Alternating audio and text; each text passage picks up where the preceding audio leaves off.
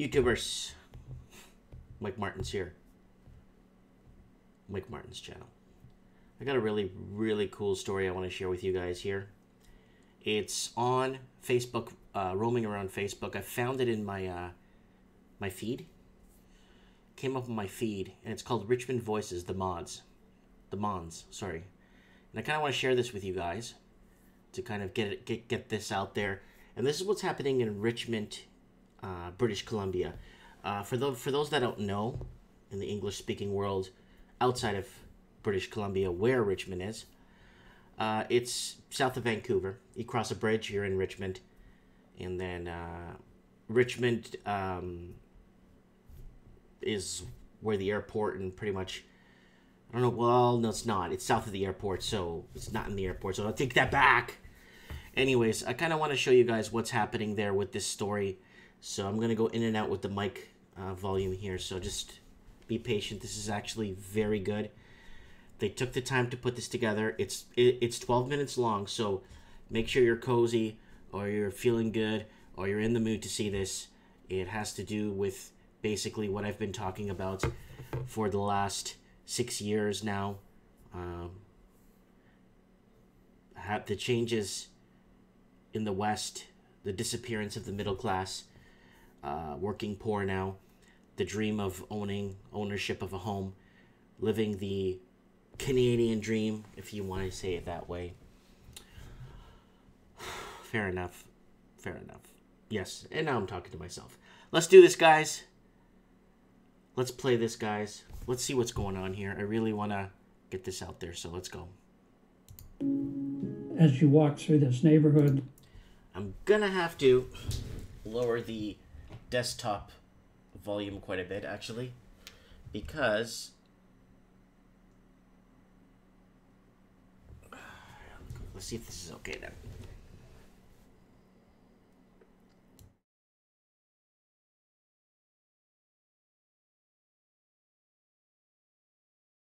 you will see that slowly but surely the middle class is disappearing. We've lived in this house for 22, 23 years. But before that, my wife and I went to high school in this community in the late 1950s. And then we moved to Vancouver and returned. And we assumed that this neighborhood in our retirement was not going to change significantly. Unfortunately, that did not turn out to be the case. And those changes, I think, are coming about. My personal feeling is they're coming about because of what I would call the inevitability of big money understanding or learning that it can exploit uneducated and uninterested politicians and community leaders, which is what I believe we're seeing evidence of in what's happening to our streets here. Look at the size of this one. Well, this one looks to me, as an observer of seeing the neighborhoods, Yeah. is that they've got their garbage out here. Yeah. The gate's closed. Yeah. The curtains are closed. Yeah. It's a good indication that nobody lives in this house. Yeah. There'll be a car. There might be one student There living. could be. There was a time when, if we worked hard enough and were careful enough, owning a home was a realistic goal. Now it isn't for people who are particularly middle-class people in this country, and that's happening all over the world. The middle class is under attack. When I'm walking down this road, I don't see any starter homes. No. So you'd be starting at $1.8 million to buy a starter home. But that's the what I was talking about earlier. That's what's being obliterated from our culture, our community. Right. Is the starter home is a dimension of the middle class lifestyle, Right. and ethos. So if you eliminate the middle class, there's no need for starter homes because, as Jim mentioned, we're no longer into the process of people progressively being able to advance themselves up to different levels, like my. So like you were saying, guys, Makes a lot of sense. Advancing yourself up from different levels. I never brought that up on my channel, but the starter home, yes. I never really talked about that too much. Starting out, working your way up different levels, gaining the equity over the years within the middle class. And that's a really good point he brings up here. Because I never really talk about that ever too much, to be really honest with you. So that's a really good point he brings up in this video. So let's keep going here. My parents did like we did. Right. So starter homes that's a concept that's just gone away. I had a cousin in Bellevue, Washington, who was very wealthy. He bought a house like that. There were 6 members in the family, and even with 6 members living in the house, there was at least 40% of the house never got used. Really? So they are an entire waste of space, a waste of energy, a waste of land. This house, now what you have is the cliche car without a license plate. Oh. And the basketball net. Yeah, there's a lot of those. There's a lot of cars without license plates sitting in some of these houses. That's just for the convenience when they come to make their visits. Look at the front lawn. Yeah, blue box at the front of the door, so that's where the newspaper goes. So they have apparently companies that come and pick up newspapers and garbage cans. And the only person that usually shows up to the neighborhood is the person to cut the grass. Yes. Right? Exactly. I mean, sometimes you'll see mail slots with newspapers all not being picked up. Yes. There's one house near us, the Christmas wreath on the front door was there for 5 years. It was rotting and falling apart.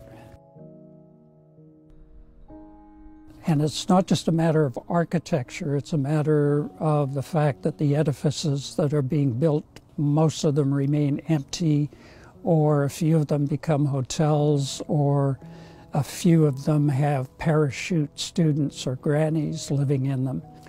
If you walk down Piermont, you'll see there's only 5 houses, old houses like this one left. All the rest are big mega houses, most of them empty. If you had a child that was coming home from school in the dark, there would be nobody around to help that child if something happened.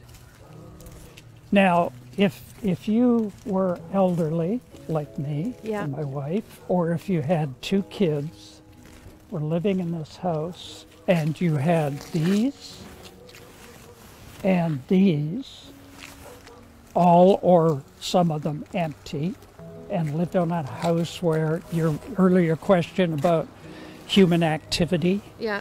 So you have security issues. How secure do you feel? How safe do you feel? If this street you walk down it at night, it's mostly dark. How would you feel if you had a 17-year-old daughter coming home from a part-time job at night? Right. Could you hear her cries for help if there's nobody here? What would happen? If you're elderly and you have a fire or an emergency, there's no one around. My neighbors would be right there to help. They would be out the door in 10 seconds to help. You know, it's not just that a house gets torn down and built. There's a domino effect. The schooling enrollment goes down, the school enrollment goes down, the environment is affected. My lot gets flooded, as is common with most of these houses. They, for whatever reasons, they can only answer. They're not interested in getting to know us or even saying hello to us in the morning.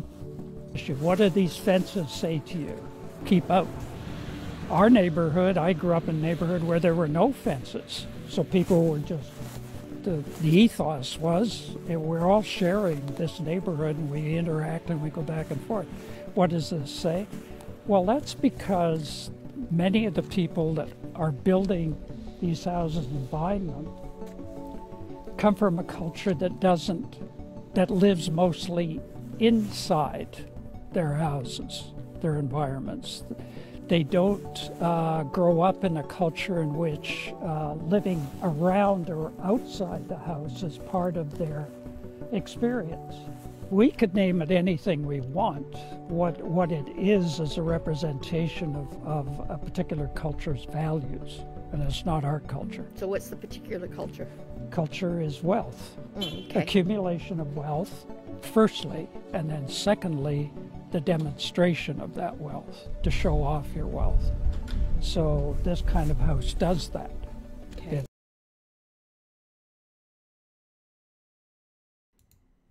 Demonstration of wealth. That's huge. That is huge. This guy is on the money with this guy. This guy is absolutely on the money when it comes to explaining what is happening in his area. I've never thought of saying that, but it is a demonstration of wealth. I don't think it demonstrates power or fame, not even close to fame, but wealth. But how thin, ice thin is this wealth? How structured is it? And that's the main question I have. Is it borrowed money? Is it, what is it? Like, you know what I'm saying? What's the fine line? Where is that gray area? Let's keep going here. This is really good, guys. Sorry to interrupt, but I had to comment on that. Demonstration of wealth.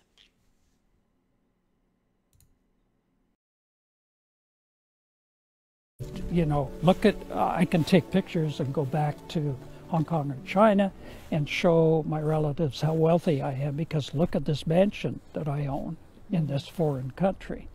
Now, Canadians do the same thing, Americans do the same thing, the Brits did the same thing for 150 years, but it just happens to be happening to us, and no matter how many times it happens, doesn't make it right. My son is a contractor. He and his partner could tell you how badly built these houses are. They're only built the last 10 years. Really? Yes. In Toronto, they've had terrible problems with the condo tower issues, because those condo towers weren't built to live in, they were built to flip. And the people that were uninformed enough to buy a condo in there moved in 2 months later, the doors fall off and the plumbing explodes and things like that. They're not built to live in, they're built to flip. And I think the same argument could be made, designation could be put on some of these houses, not all of them, but some of them. Essentially, the question, either explicitly or implicitly, is if you don't like it, why don't you leave? And I think what has happened with the leadership in this community is they have simply decided to provide benefits for one group at the expense of others, and I happen to be part of the other. My language, my opinion, we have become the other in this community, not the center or the spoke of the community. The ignorance and the hypocrisy of saying you're not here to change is that we have given over the control of designing our community and changing our community to people who don't live here. Well, I'm talking about offshore people who are not remotely interested in this community other than a place to bank their money. But we've given them ceded control of the design of the community to them. Mm-hmm. Those houses design our community. They're controlling the design. I've spent my life as a designer and a design educator, and it is a hot and button issue for me. Who is in control of designing the environment, designing the community? Right? If you surrender that control, it's game over.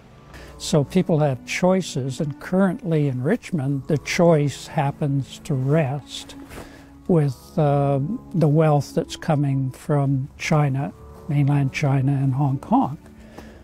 10 years from now, it might be Russia. 20 years from now, it might be from Norway, who knows? But the issue is not racial.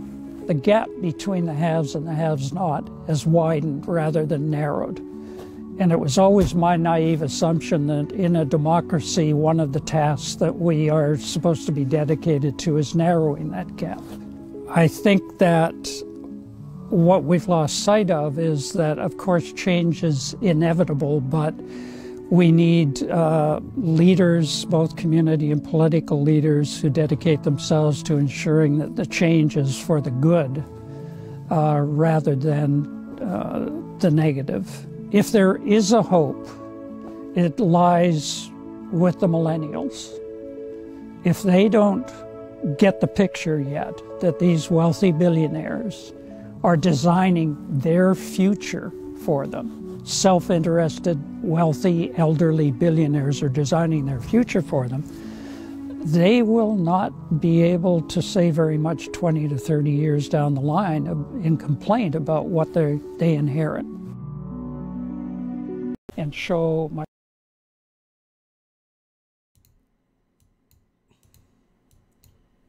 Wow, that I almost shed a tear. Let me take my breath here. That guy spoke some really powerful words, man. I don't even think Winston Churchill could have said that any better, to be honest with you. Wow, my heart goes out to that man. You know, I've been advocating and you know, I haven't been fighting for free housing, or all I've been, and what I've been doing on my channel for the last, I don't know, six years now, is fighting for fair affordability. You know, that's all I've been fighting for, is just to people demonstrating on the streets. They don't want free housing. They don't want free rent. They want it to be fair. They want it to be equal. Well, not equal to a, they just want to be able to, like you said at the beginning of the video, start out with something starter, gain a bit of equity in 4 or 5 years, start a family, move your way up a bit, buy something a little bit bigger. And this guy really hits a lot of points. And I urge you guys to, it's floating around Facebook. It's called Richmond Voices, the Mons. If you could go on Facebook, please, and share this video. I'm doing my due diligence to get it out there on my channel, because 97% of the people, or 95% of the people, I think, are watching to see what I have to say about the housing market in the English-speaking world. This is happening in Sydney, Melbourne. It's happening in Auckland, and what's that? There's that city outside of Auckland where the housing just spiked like 200% overnight. Forgot the name. It's a weird name, but I'm sorry. Forgot that name of that city. London. London's been having this problem too. Canada, of course. Parts of the United States is starting to transform now. And these wealthy millionaires or billionaires, whatever you want to call them, they're designing the future of the next generation, my kids' generation. And that's why I've been doing this, because it's not that you know, I just want my son my son and daughter to have a fair shake in life, a fair chance, because it's there to get it. You got to go out there to get it, and take all the opportunities you can. And I don't want them to not have the opportunities to take. That's what I'm talking about, you know. Anyways, I want to know your thoughts on this, guys. I want to know what you guys are thinking, and if you live in the immediate Richmond area, I'd like to know too what's going on. How it's is this positive or negative in your terms, in your points of view? Canadians leaving the coast in huge record numbers. Lots of people I have been emailing me the last 2.5 weeks with the same topic. Born and raised in Burnaby, have to leave, move to Chilliwack, or move to the Okanagan. Was it Burnaby I got today? Born and raised in Coquitlam. Been out of the market for 6 years, and has moving out to, where are they moving out to? 100 Mile house. 100 Mile, up to 100 Mile. So, anyways, guys, it's my phone. I want to know what your thoughts are on this. It's like, oh yeah, and I got another email. Hold on. It was a guy, and he's a nurse, and his wife is a nurse, and they're moving first week of June. They already organized, and they're moving out to, it's not the Okanagan, where are they moving? Just bear with me, guys. I'm just trying to think here. It was a really in-depth email, and they were following me for about 2.5 years now, and they told me that they're moving to, east. Salmon Arm area. Yeah, Salmon Arm area. Like out east that way. Golden or something. Like way out east of BC. So they're both nurses, and they just can't get ahead. They're just working double shifts and triple shifts, and they're having a really hard time making it ahead. I don't know. This is hitting pretty hard. I'm getting a lot of messages from people, and I appreciate that. Guys, follow me on Instagram if you want. Go to the top of my page. You'll see my Instagram button there. Follow me on Instagram if you really want. And we could talk, and you can message me on there too. I get a lot of people message me on there. And let me know what you guys think about this video. It's just, I'm just trying to digest it right now. I've seen it, but I have to, it's like every time I see it, I gotta take the time to digest what he said, you know. Comment below. Our futures are bought out, and to the highest bidder, and I don't know what to say anymore, guys. Let me know in your comments.